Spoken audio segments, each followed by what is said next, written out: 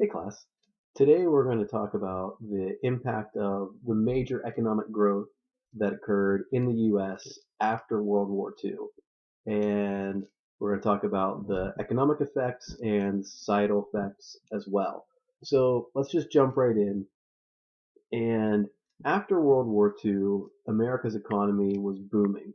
Um, Previous to the economy booming, we had seen the Great Depression and the economy was not doing very well.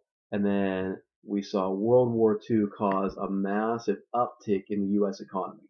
So the economy had gone from being very low, not healthy in any way, shape, or form, to seeing exceptional growth during World War II, mostly due to government contracts. So the government was buying things like tanks, planes, bombs, ships, guns, and a lot of American manufacturing plants were producing these things. And so this rise in manufacturing is going to create a lot of income and it's going to open up a lot of jobs and there's just a lot of need for employment and there's a steady influx of money into the economy. Now, after World War II, the companies and a lot of major corporations and a lot of manufacturing companies shift from making government goods, things like tanks, planes, bombs, guns, to again making consumer goods. So what's going to start driving the affluence that we see post World War II? So we're going to say like 1945 to 1960.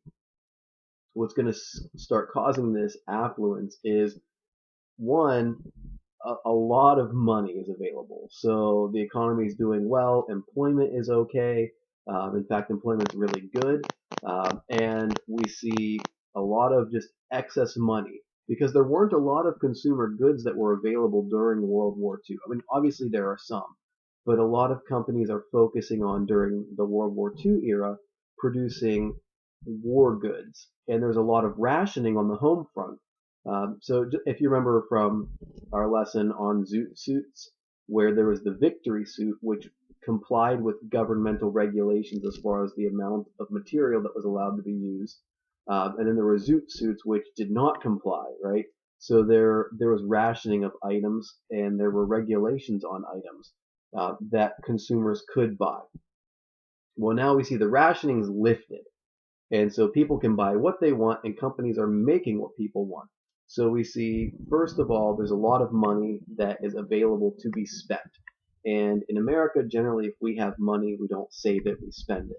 Now, I'm not saying that's a good thing. I'm not saying it's a bad thing. I'm just saying that is what it is. That in America, historically, we've been very good at spending. So we've got excess money, we've got a lot of consumer goods available. Uh, and another thing that's causing consumerism is there's new advertising.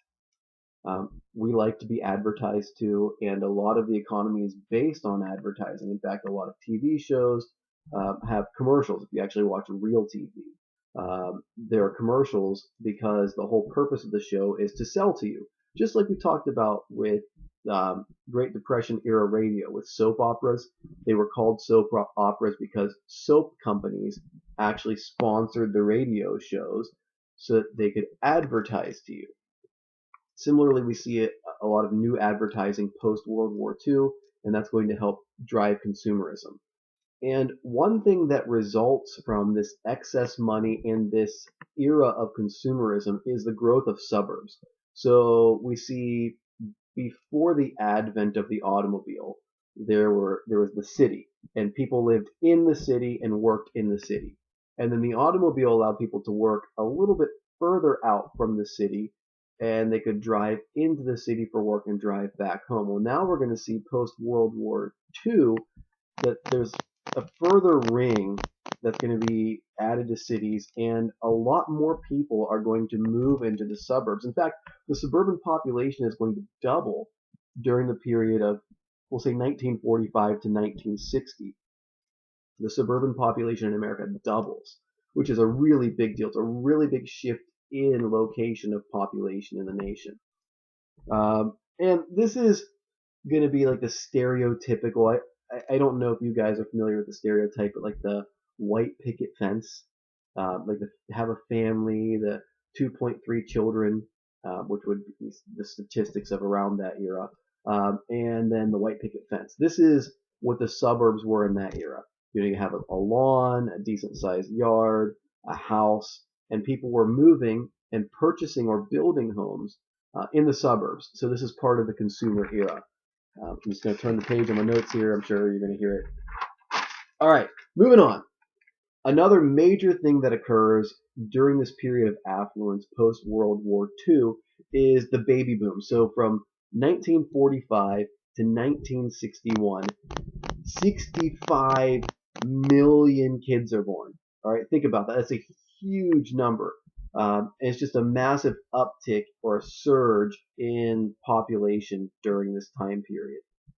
And it's post-war economics and post-war culture that drive this baby boom. Also, another thing that's a major cultural shift during this time period would be, and I guess we could say it's an economic shift as well, but I think the impact on culture is the important thing here, is the growth of white collar work.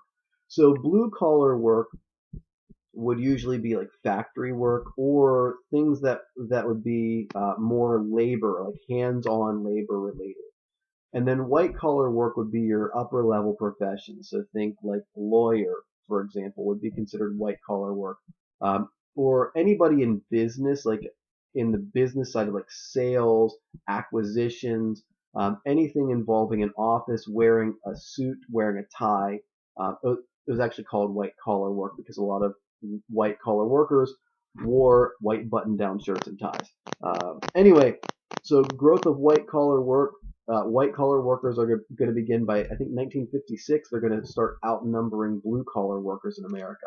And this is just a sign of American affluence because white collar jobs typically pay more than blue collar jobs. Also, things of note in this time period, there's a lot of technological and a lot of medical advancements during this time period. And part of this is because America can afford these, right? So this economic growth that we're seeing is driving a lot of medical advancement and technological advancement. And there's a reason why America is at the forefront of medical technology even today, and that's because we have the economy to support all of the research that it takes to make these advancements. Um, Also, as far as on the cutting edge of technology, America's on the cutting edge of technology today, right? And part of that reason, I would say probably the reason, is because we have the economy to support research and development that allows these things to be made. So just like today we're on the cutting edge of these things, back during this era of like 45 to 60, there were a lot of medical and technological breakthroughs that were made, and that's made largely because America has the economy to support these advancements. One major medical advancement that's going to cause massive social change is the Salk vaccine. So polio isn't a really big concern right now in America, and it's not a big concern because of the polio vaccine. So there was the disease polio, which was also called infantile paralysis. And if you remember back to our previous lessons on the Great Depression and the New Deal, FDR had contracted polio as an adult, which was rare, but it did happen. So FDR had contracted polio and it robbed him of his ability to walk. That was part of what the disease did. So Jonas Salk developed a vaccine for polio, and through vaccination, polio was essentially wiped out. Instead of polio affecting people, the vaccine affected polio.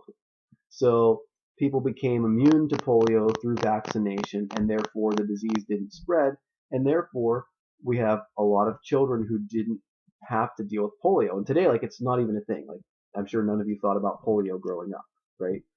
I didn't think about polio growing up, but I do know people who are older now who did contract polio um, pre-vaccination. So the Salk vaccine changed the way society um, developed because, first of all, it caused a big push for vaccination in other areas, and also children and families didn't have to worry about polio being contracted. Another major development medically would be antibiotics. Now, in all fairness, antibiotics were discovered in the late 20s, or at least during the 1920s, antibiotics were discovered, but they're not really used very widely medically until the 40s. But antibiotics, before the discovery, bacterial infections just did their thing, and you either overcame them or they overcame you. But now with antibiotics, we're able to treat a lot of things that were previously seen as sometimes death sentences. Now antibiotics allow for these diseases to be treated. So medically, this is going to mean that quality of life is going to be improved for a lot of people, and also our life expectancy as a nation is going to be affected as well. Another major technological advancement during this time period that also existed, it was discovered pre-World War II, but it's going to come on scene post-World War II, is television. And TV is going to have a massive societal impact. It's got a homogenizing force during this time period, because when TV comes out, there aren't a ton of channels like there are today. And quite frankly, I mean, I don't know if too many people actually watch channels on TV anymore. We just stream a lot of things. But in this era, there were a few channels, and everybody pretty much watched the same thing. So it gave people a means to connect, and it also caused, uh, it had a homogenizing effect in our culture where people saw the same things on TV and therefore developed similar views about things. Whereas today, it's very fragmented. So you could be watching something that maybe two other people in your class are watching through streaming. But back in the day, everybody would have been watching the same thing. All right, so that would be TV, antibiotics, and vaccination would be the technological and medical advancements. Um, Another major cultural changer would be music. Rock and roll becomes a really big deal during this time period, and the biggest icon of rock and roll would be Elvis Presley. So Elvis is going to be nicknamed the king of rock and roll. He's someone who was able to take what had traditionally been an African American style of music that's developed during the Harlem Renaissance. So think back to the 1920s, jazz and blues, and kind of blend it a little bit into a style that's going to be called rock and roll. Now, if you know classic rock, rock and roll, Elvis Presley style doesn't really sound anything like that. So it's not quite the same thing. It's going to develop over time and change. But early rock and roll, Elvis is a huge sensation and causes a major shift in what music is. Last thing that's a major cultural change during this time period is the generation gap. There's always a generation gap, and there's always going to be a generation gap. But I think things like music and television and other things are going to cause a gap between the younger generation and the older generation. Kind of like technology today. People in the generation above me probably don't know a whole lot. Generally speaking, this is a generalization. There are always outliers, people who don't fall within the general bell curve of what is the normal curve, right? So generally speaking, people in the generation above me aren't going to be doing TikTok too much, right? But your generation is. And that's generation gap. People in the generation above me probably don't know anything about TikTok, or if they do, they don't really follow it. They don't have anything to do with it. Whereas your generation does. Much like my generation had internet instant messaging, right? But the generation above me didn't really care about it or know anything about it. But in this era, the generation gap is more going to be cultural views. So the older generation had more traditional views, and we're going to see the generation gap's going to develop where there's going to be the beats, and the beats are going to kind of move more into the hippies, and then the hippies are going to move into the counterculture, and we're going to see where there's a push against traditional or cultural norms that develops during this time period. All right, so what I want you to get today for today's lesson. Post World War II, a lot of things change, and a lot of things change because we have affluence in our nation. And We have a lot of money that enables us to develop a lot of new technologies, have a lot of new medical breakthroughs as well, a massive population growth that can be supported largely because of economic prosperity. The population is going to start moving from urban centers into suburban centers. Now, we still have a decent sized rural population, but instead of largely being centered in urban areas, the populations are going to be centered more in suburban areas outside of that urban core. Um, and then we're going to see a shift in where workers are in the employment sectors. So overall, culture is changing during this time period, population location is changing, and the economy is definitely changing during this time period. So a booming economy is going to help foster a lot of changes in our culture during the era from 1945 to 1960. All right, thanks for watching, guys.